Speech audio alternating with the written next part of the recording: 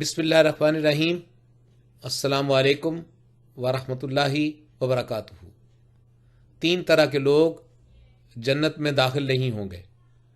حضرت ابو درداء رضی اللہ عنہ سے روایت ہے کہ رسول اللہ صلی اللہ علیہ وسلم نے فرمایا، والدین کی نافرمانی کرنے والا، شراب پینے والا اور تقدیر کو جھٹلانے والا جنت میں داخل نہیں ہوں گے۔